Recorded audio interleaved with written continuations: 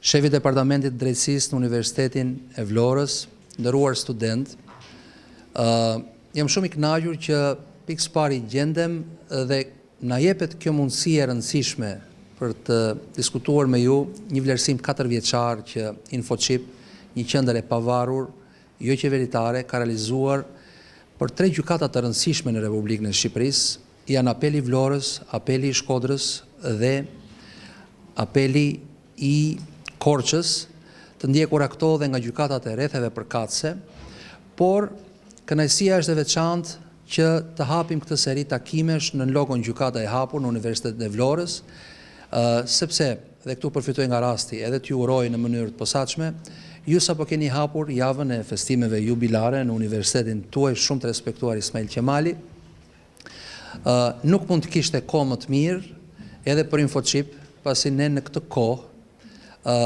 kemi përmbyllur 15 vite aktivitet, pra Universiteti juaj ka 25 vite aktivitet të rëndësishëm, akademik, dhe ka prodhuar disa breza studentësh. Ne prej 15 vitesh jemi dedikuar në punën tonë për të bërë në një komponent të rëndësishëm të institutit vlerësimin e eficiencës së gjykatave. Sot për herë të parë ne bëjmë publike në një auditor këto studime që ka të bëj pikërisht me atë që unë fola pak më parë. Për herë të parë kemi një vlerësim të kozgjatjes së proceseve gjyqësore dhe arsyetimit vendimeve në gjykatat e rëndësishme të Shqipërisë. Ato ndjekin procesin tonë të vlerësimeve. Nuk jam duke dalë këtu, po ndoshta kur të bëj prezantimit do të më lejoj që të jem më kompakt me edhe në respekt të auditorit. Ne advokojmë eliminimin e zvaritjeve në procesin gjyqësor. Ka qenë një nga parakushtet e ndërmarrjes së reformës në drejtësi. Reforma në drejtësi ka pasur 2 parakushte bazë. Adresimin e shqetësimeve të ngritura nga ankesat e publikut për të shkurtuar kozgjatjen e shqyrtimit gjyqësor, si ati penal, po kam përshtypjen dhe ati civil në mënyrë të posaçme, pasi gjykata e apelit Vlorë dhe në mënyrë të posaçme gjykata e rrethit Vlorë, nga të dhënat tona rezultojnë që ka një ngarkesë shumë të madhe të çështjeve civile me dominancë çështjet pronësore, të cilat edhe për nga vetë natyra, nderuar dekan dhe shefi i departamentit, ka një kozgjatje shumë të theksuar krahasimisht me çështjet e tjera. Nga ana tjetër, është fakt dhe ne duhet ta themi që përpara ndërmarrjes së reformës në drejtësi, ish qeveria e gjyqësorit, KLD, pra Këshilli i Lartë i Drejtësisë, edhe pse kishte në organikën e vetë dhe në formacionet e veta të punës, inspektoriate të pavarura të bërit vlerësime tematike të gjykatave, gjatë gjithë kohës që funksionoi nuk arriti kurrë ta ushtronte këtë funksion të rëndësishëm. Vlerësim tematik i gjykatave nënkupton marrjen e një komponenti të saktuar procedurial, siç mund të jetë momenti kur çështja regjistrohet në gjykat dhe merr vendim, apo një komponent të dytë që ne gjithashtu e matim, siç është koha e arsyetimit të një vendimi gjyqësor, ku gjyqtari është përballë vetvetes dhe nuk ka shumë alibi për të pretenduar që më vonoi avokati pala e kështu me radhë, por mund të ketë dhe aspekte të tjera të aksesit në gjykat, të menaxhimit gjyqësor. Këto vlerësime tematike i kanë munguar institucionalisht Republikës së Shqipërisë. Ne u munduam të mbushim këtë vakum duke u fokusuar në mënyrë të posaçme në çështjet e eficiencës gjyqësore. Kur themi eficiencë, kemi thënë sa shpejt gjykata arrin të zgjidhë një konflikt që paraqitet për shqyrtim në dyert e saj. Fillimisht punuam me gjykatat administrative, sepse ligjvënësi, që me miratimin e ligjit për gjykimin administrativ në vitin 2012, na ndihmoi shumë duke përcaktuar kontrast në ligjin material dhe procedurial. Unë jam student juridiku dhe mund të flasim edhe në terma teknik, duke përcaktuar 7 ditë kohë për arsyetimin e një vendimi administrativ në shkallë të parë. Çuditërisht ligjvënësi kishte harruar në ligjin e vet vendosë edhe një afat konkret përpara se gjykatat administrative të krijoheshin, dhomat administrative në gjykatat e zakonshme kishin një afat 3 ditor për të bërë shqyrtimin dhe përfundimin e një konflikti administrativ. Por në shkallë të dytë, konflikti administrativ kishte kontrast të plot, si sa i takon shqyrtimit gjyqësor, ashtu dhe sa i takon arsyetimit vendimit. 30 ditë kohë i ka caktuar ligjvënësi gjykatës administrative të apelit. Ne kemi vetëm një, duhet jenë minimalisht 3 bazuar në të dhënat tona që analizojmë dhe shpresojmë që me reformën e rrethave gjyqësore të mund të adresohet kjo çështje. Ndërkohë që në gjykatën e lartë pra në kolegjin administrativ që u krijua si një kolegj i tretë brenda gjykatës së lartë, ligjvënësi kishte përcaktuar në mënyrë të prerë që një shqyrtim gjyqësor administrativ, pra një rekurs administrativ, duhet të përfundohet brenda 90 ditëve dhe kolegji i përkatës i gjykatës së lartë duhet ta mbyllë arsyetimin brenda vetëm 10 ditëve. Nëse ka interes për gjykimin administrativ, unë në fund të këtij prezantimi të gjetjeve për gjykatën e Vlorës, do të mirëpres çdo pyetje tuajën, nëse gjithmonë ka një interes të posaçëm për këtë sistem të veçantë të gjykatave në Republikën e Shqipërisë.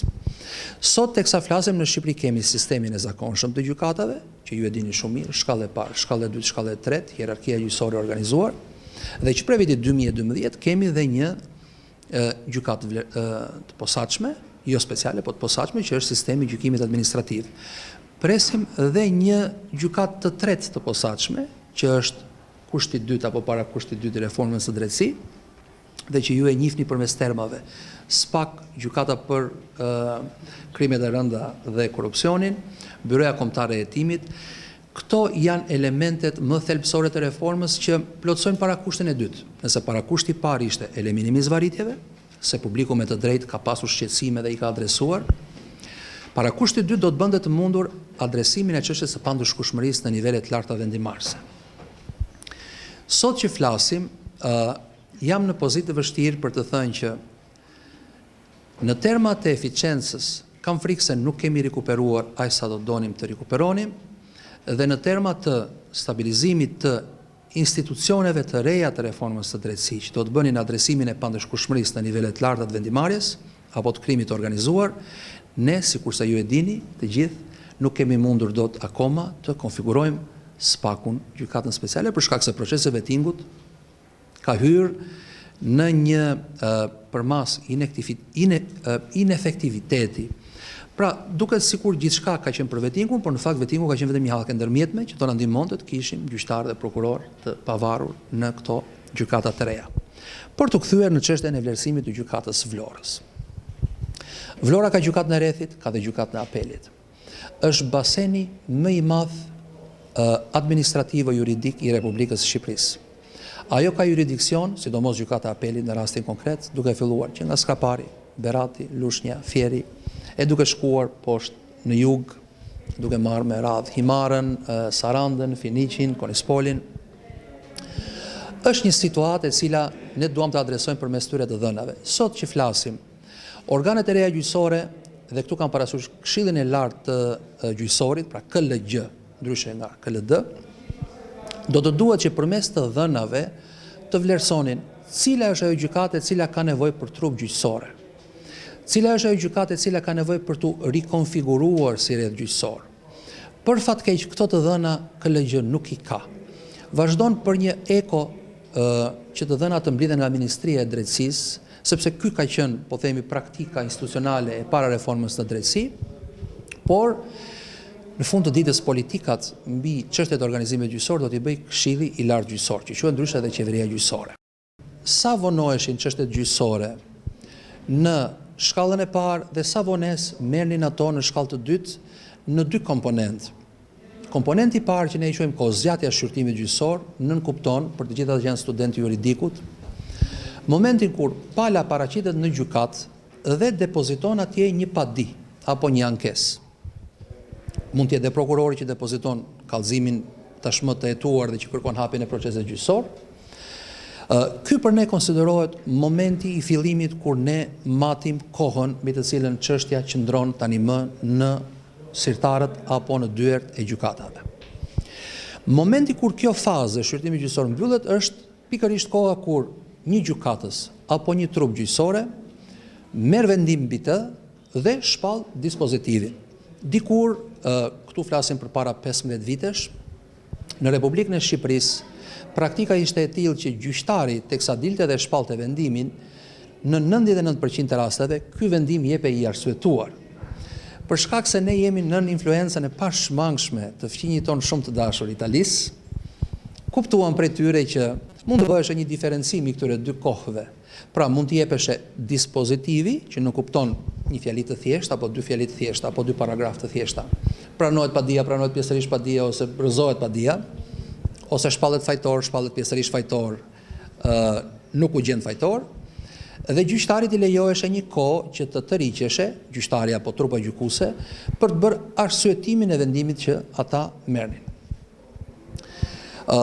Në qoftë se për gjykimin administrativ, ligjvënësi është treguar shumë I kujdesshëm ta përcaktoj 7 ditë në shkallë të parë, afatin e arsyetimit të vendimit, 7 ditë në shkallë të dytë, 10 ditë në shkallë të tretë, ka haruar të përcaktoj një kontrast ligjor në ligjin ton procedurial, qoftë ky civil apo qoftë penal. Gjithsa kemi ne në dorë sot për të patur eficiencën e gjyqësorit janë vetëm 2 komponentë shkencor. Komponenti I parë është krahasimi I të dhënave në rrjedhë kronologjike, pra ne marrim vitin 2015 apo vitin 2016 për ta krahasuar me treguesit e vitit 2019 dhe këtu ne kuptojmë është shtuar ngarkesa, është shtuar dembelizmi, është shtuar prurjet e ankimimeve apo të padive në gjykat, dhe komponenti I dytë është të krahasojmë gjykatat me njëra tjetrën. Në studimet që ne kemi sjellë këtu, jo më kot janë 3 gjykata. 3 gjykata e bën metodologjikisht jo të brisht një studim. Kur janë 2, palese mund të kenë qelluar e thanat. Kur janë 3 gjykata, ato mund krahasohen fare mirë me njëra tjetrën. Mjafton që të kemi bazë krahasueshmërie për 3 vite, 4 vite apo 2 vite. Pra duhet të matim në mënyrë të tillë që të kuptojmë pse një gjykatë që mund të ketë 5 gjyqtar ka tregues më të mirë se një gjykatë që mund të ketë 5 gjyqtar apo 6 gjyqtar. Pra këto janë tregues që janë të matshëm. Të dhënat nuk gënjejnë. InfoChip është një organizatë e specializuar në mbledhjen dhe procesimin e të dhënave. Nuk e di nëse DAO do na ndihmojë dot në fund për të treguar dhe platformën Gjykata e Hapur, për cilën unë kam një sugjerim për universitetin. Aktualisht që flasim në këtë platformë me akses publik, janë mbi 15 milion të dhëna gjyqësore të analizueshme. Secili nga ju që ka një temp diplome, një punim kursi dhe që do donte të investoheshe nga pikpamja akademike në vlerësimin e eficiencës gjyqësore, në këtë platformë, të cilën unë e kam për kënaqësi në këtë jubilej të universitetit, ta quajmë tani më një gjë të përbashkët, të mund t'ju ftoj për të bërë analizat tuaja. Në rastin konkret, sa I takon gjykatës së rrethit Vlore, për periudhën 2016-2019 ne analizuam 10.185 vendime. Këto janë çështje themeli, ndërkohë që për gjykatën e apelit Vlore, për të njëjtën periudhë ne kemi analizuar 6.655 vendime. Në total janë diku rreth 16.840 të dhëna gjyqësore të analizuara për efekt të këtij vlerësimi.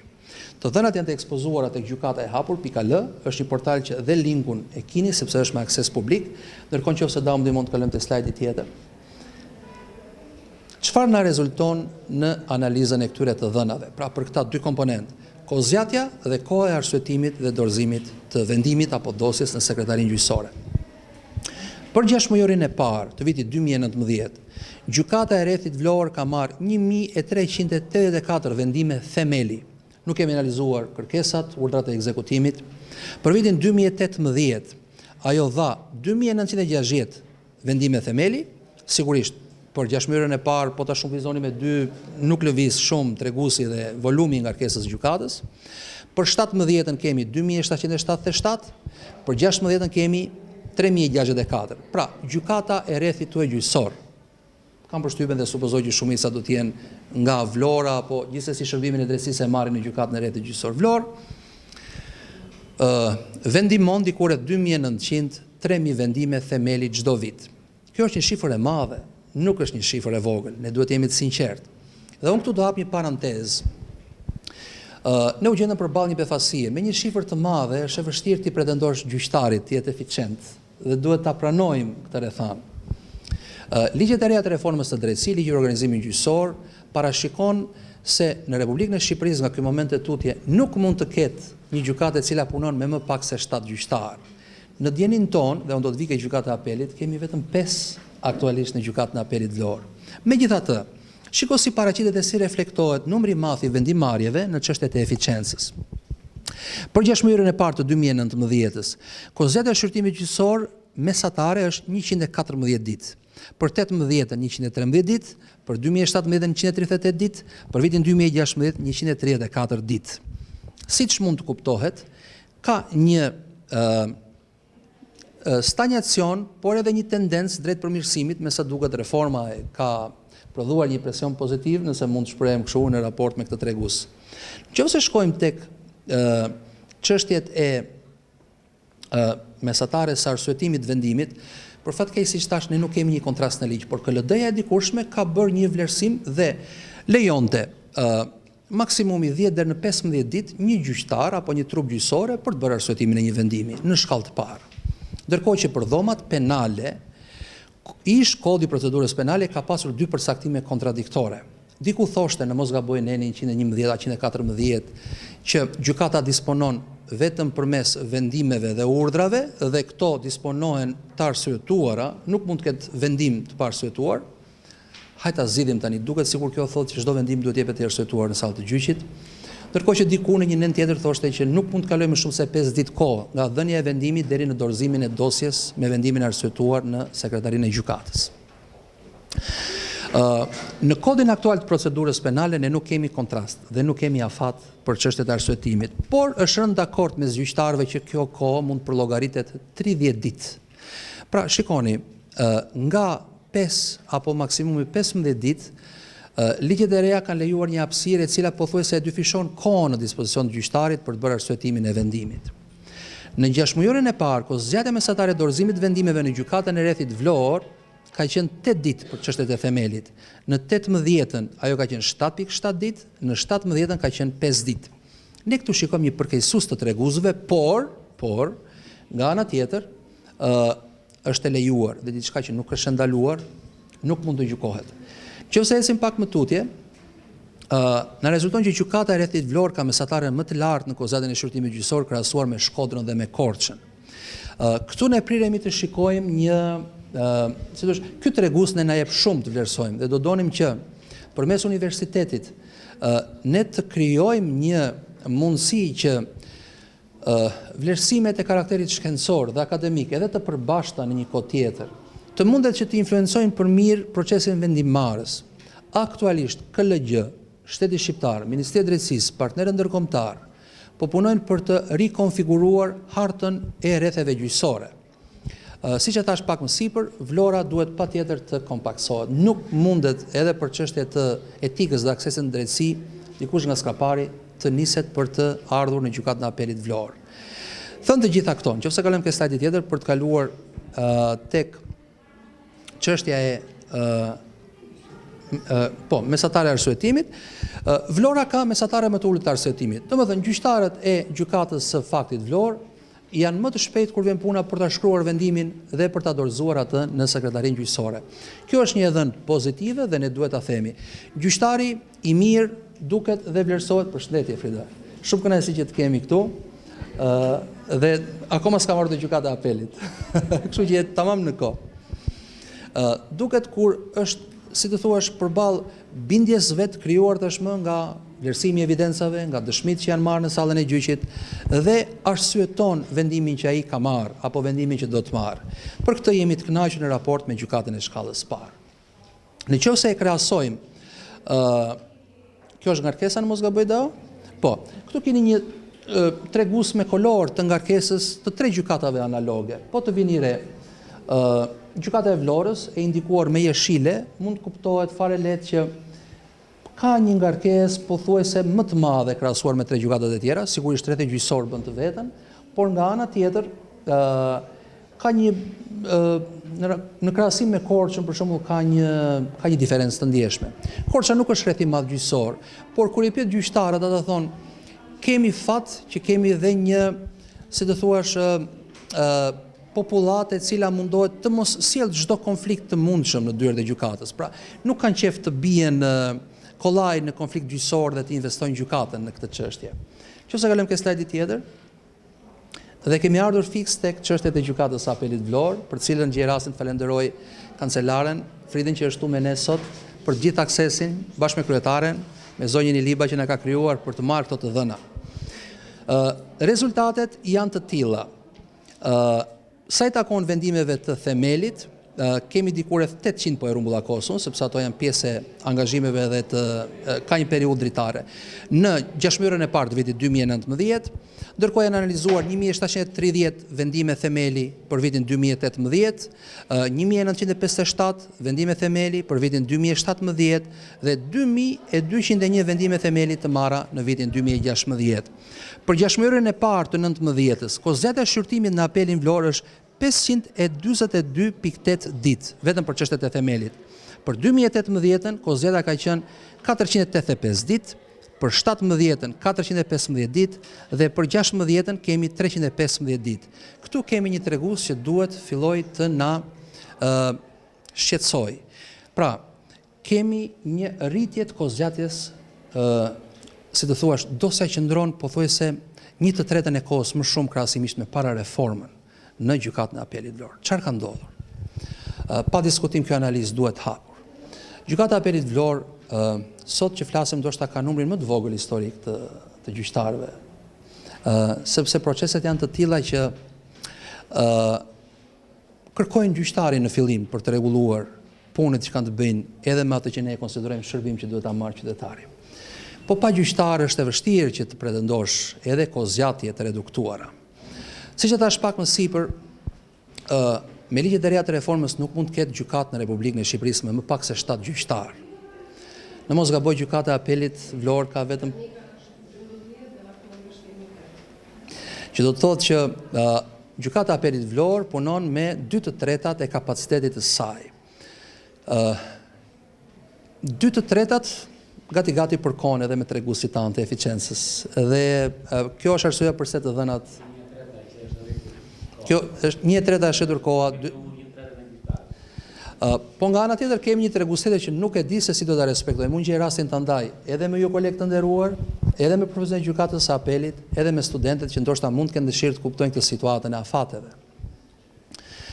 Me parashikimet e reja dhe kriteret e reja që do duhet funksionojë gjyqësori shqiptar, një gjyqtar nuk mund të ngarkohet me më shumë se rreth 240 vendime në vit. Pra ky është një, si thua, tavan dhe kriter që e ka përcaktuar diskutimi i madh që u bë për reformën në drejtësi. Nëse da më ndihmon për të kuptuar se sa vendime themeli mund të ketë marrë një gjyqtar, është një llogari shumë e thjeshtë. Totali çështje dhe pjesëtim për 8 gati 100, diçka e tillë? Në vjetor është 200. Që do të thotë që se janë trupa gjykuese, nuk është gjyqtari vetëm. Nuk flasim vetëm për themelet, vetëm për themelet. Ato kemi analizuar për kozjatjen. Totali është 3 fish më i madh. 3 fish më i madh, sepse janë vendimet, urdhrat e ekzekutimit. Absolutisht. Te kalohet. Ndërkohë, çfarë rezulton për analizën tonë të vendimeve të themelit? Kemi, të kalojmë tek çështja e arsyetimit dorëzimit vendimeve. 25.4 ditë në vitin 2017 në rezulton koha që ka marrë një gjyqtar për të bërë arsyetimin e vendimit, që është brenda 30 ditëshit.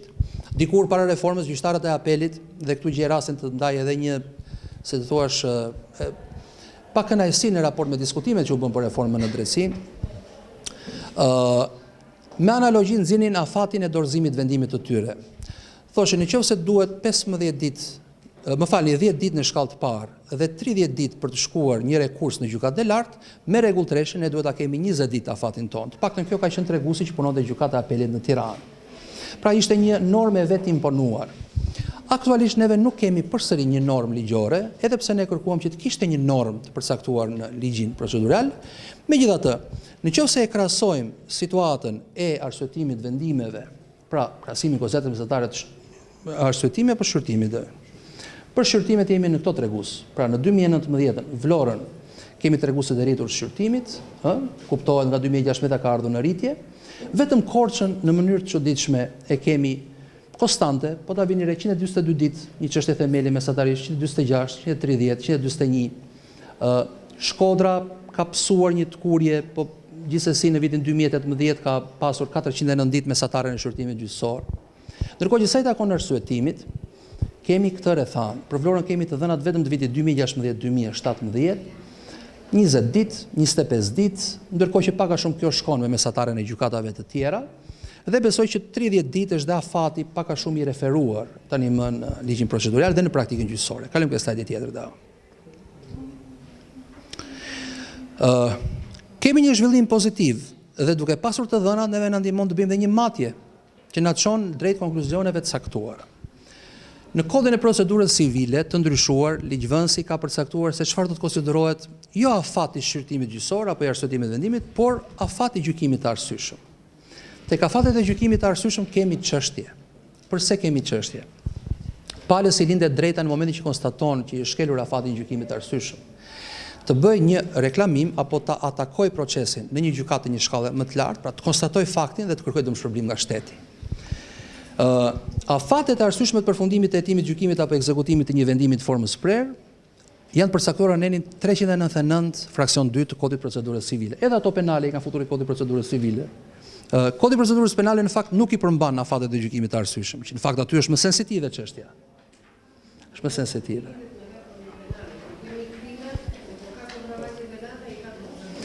Dhe çfarë përcakton ligji? Në gjykimin administrativ në shkallë të parë, dhe këtu kam parasysh student të juridikut të cilët ndoshta janë të interesuar për ta kuptuar se si matet eficienca, ose ku janë afatet që duhet lëviz gjyqësori. Në administrative, në shkallë të parë dhe në apel, përfundimi i gjykimit brenda një viti konsiderohet brenda një afati të arsyeshëm. Në gjykimin civil në shkallë të parë, përfundimi i procesit të gjykimit duhet bërë brenda 2 viteve. Ndryshe tej këtij momenti konsiderohet tej një gjykimi të arsyeshëm. Tej afatit të arsyeshëm.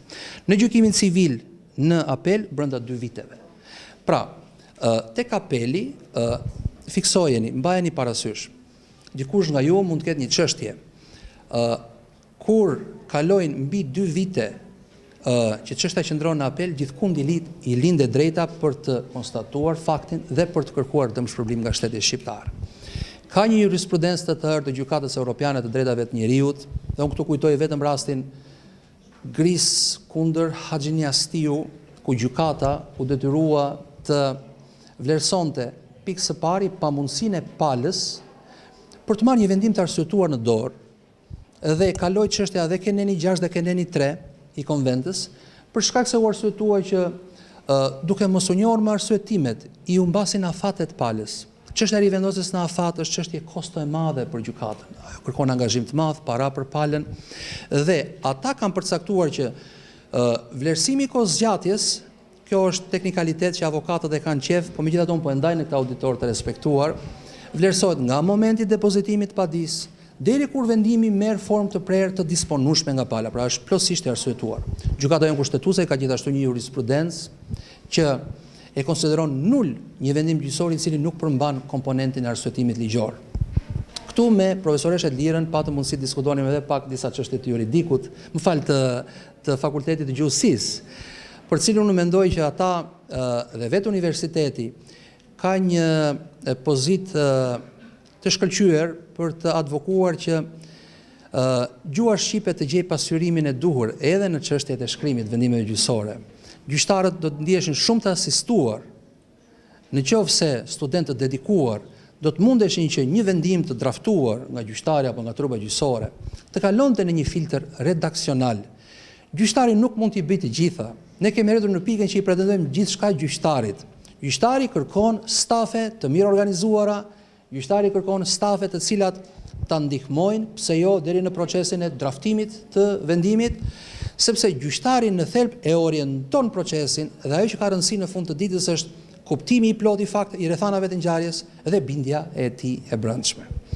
Thënë të gjitha këto, në këtë slajd që unë dua ta ndaj me universitetin, i keni të gjitha ato që në kodin e procedurës civile janë përcaktuar si afate të arsyeshme. Si e kemi situatën në 2 gjykatat e Vlorës? Në gjykatën e rrethit Vlorë, vetëm 0.86% e çështjeve civile të analizuara nga ne janë marrë gjitha vendimet e themelit për gjashmërën e parë të 19-s, pra 0.8% janë jashtë afatit të arsyeshëm 2 vjeçar.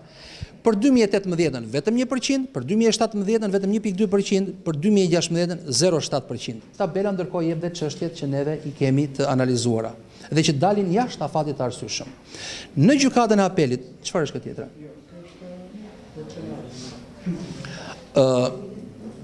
Nuk ka problem. Domethënë çështja Pra, janë analizuar dhoma civile, dhoma penale, do të më kishte bërë më thjeshtë të çështje, për penalet. Kjo ishte për penalet. Kalojmë te civilet. Shoh që është e njëjta gjë. 0.8, 1%, pra përgjithsisht gjykata e rrethit Vlore qëndron brenda afatit të arsyeshëm 2 vjeçar.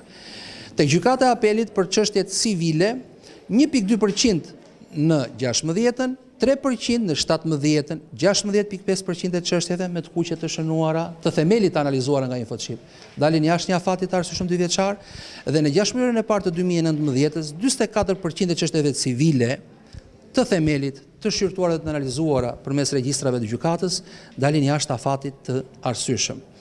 Kërkohet menjëherë plotësimi me trup gjyqësor i kësaj gjykate. Unë nuk di se si gjykata vetë. Ndryshe, të gjithë jemi bashkëvuajtës. Gjykata do të vendoset në fokusin e kritikës. Qytetarët do të duhet të presin më shumë se sa 2 vite për të marrë drejtësinë në shkallë të dytë, ku dhe vendimi bëhet i ekzekutueshëm.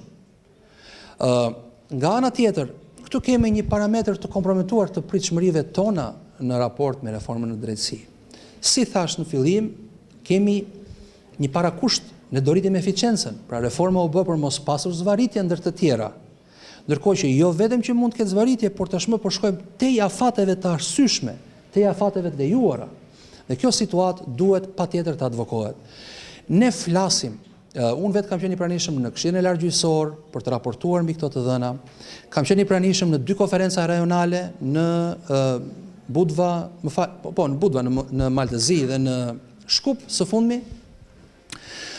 Jo më larg se para një jave kemi qenë duke diskutuar me institucionet partnere të gjykatave bashkë me Këshillin e Evropës, por edhe për penalet, ndoshta mund të hap një parantezë për gjykatën e apelit Vlore, pra 28% ka qenë 16 për vendimet e themelit, 42 17, 55 18 dhe 58 është 6 mujor i parë i vitit 2019.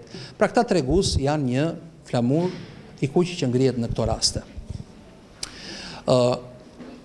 Ka domosdoshmëri të thellë që ose të ngushtojmë basenin gjyqësor, dhe unë mendoj që gjykata duhet të ketë një zë vet për të advokuar këtë çështje, sepse nuk mund mblidhen çështje nga skrapari, siç e thashë, nga Konispoli, nga Himara, nuk e di nga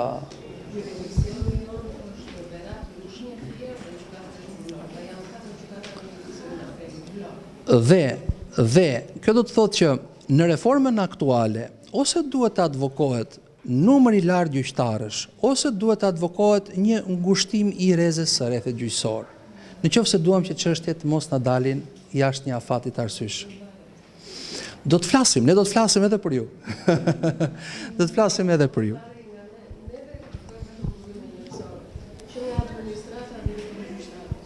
Do ta kthejmë në bashkëbisedim, ja një sekondë, sa ta hap të shishën e ujit.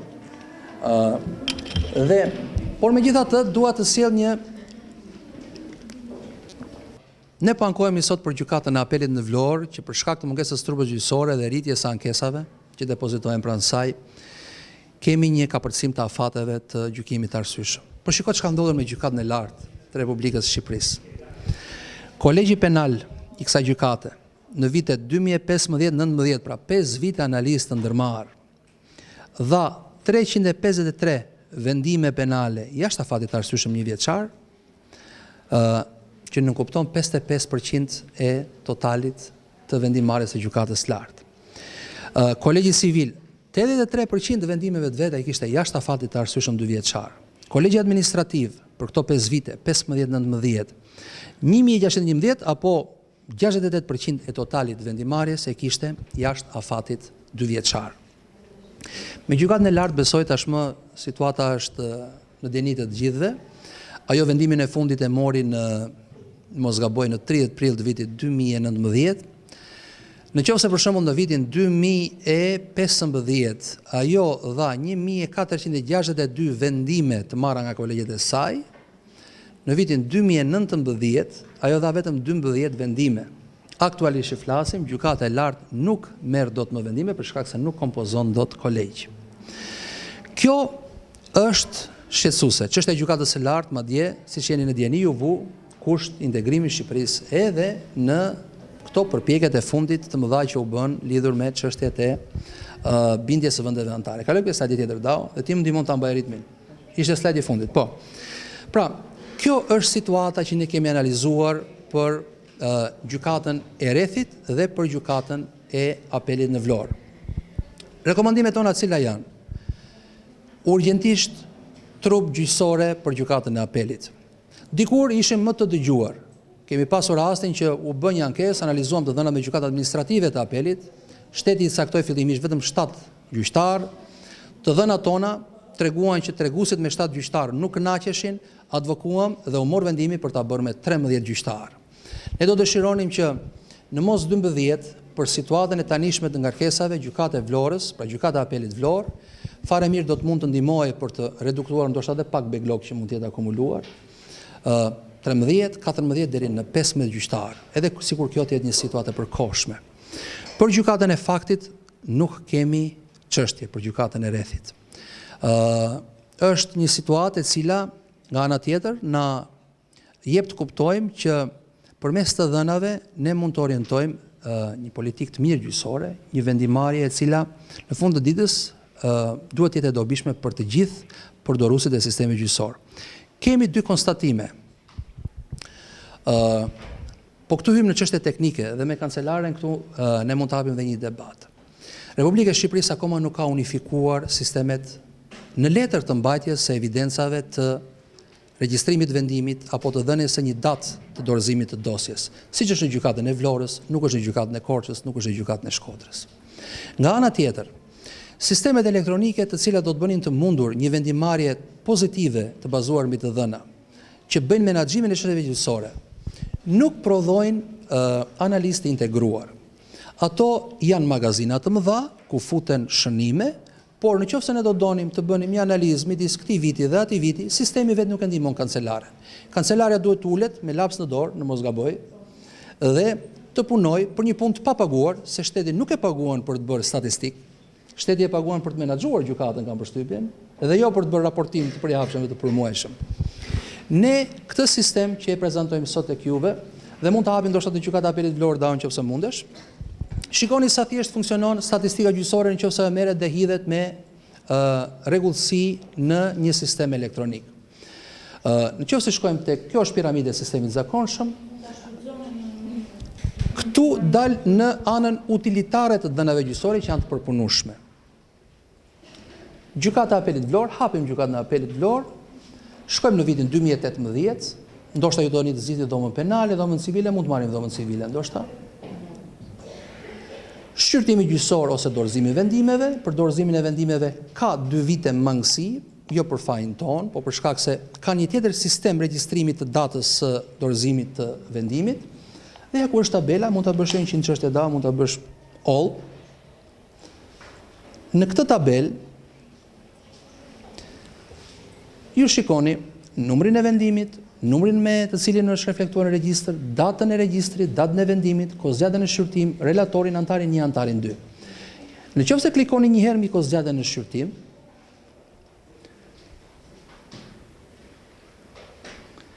del çështja më pak e vonuar. Është praktikisht vendimi numër 264, i cili ka marrë vetëm 7 ditë kohë në shqyrtimin prej gjykatës.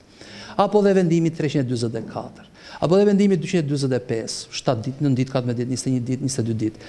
Nëse klikojmë nga ana tjetër, pra edhe një herë të dytë, mund të bëni filtrime nga më të ndryshmet. Ju mund të doni të analizoni në temën tuaj vendimet e dhëna në muajin korrik, apo vendimet e dhëna në 3 mujorin e parë të një viti të caktuar. Sistemet e filtrimit, ose doni të analizoni një gjyqtar të vetëm. Ndoshta mund të marrim një gjyqtar të vetëm da, apo të jetë hap sistemin. Pra, janë sisteme të cilat ne hedhim të dhëna dhe makina punon për ne. Sot gjykatave ju janë dhënë sisteme që këta hedhin të dhënat dhe makina punon kundër tyre. Sepse fakti që duhet her pas here të hapim regjistra për të nxjerrë çështet me objekt pronësor, çështet me objekt të drejtësisë penale për të mitur, apo çështet me objekt të familjares, pra të dhomave familjare që sjellin gjykatat dhe përgjithsisht ato apelohen, gati 90% e tyre apelohen.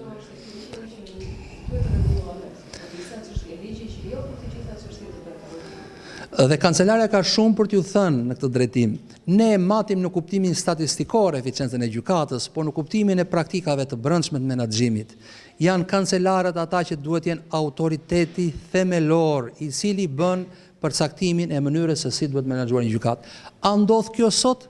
Jo aq sa ne do të dëshironim. A ndodh që kancelari të thotë kjo çështje duhet të marr këtë lloj menaxhimi? Kam frikë se nuk ndodh gjithmonë. Megjithatë, gjykatat nëse qëndrojnë dhe kanë akoma menaxhim në Republikën e Shqipërisë, kjo është fal kontributit që pakush e njeh të stafeve administrative të gjykatës. Pra kancelari, sekretariatet e gjykatës, të cilët janë heronjtë e eshtur të luftës me sfidën e madhe të eficiencës gjyqësore.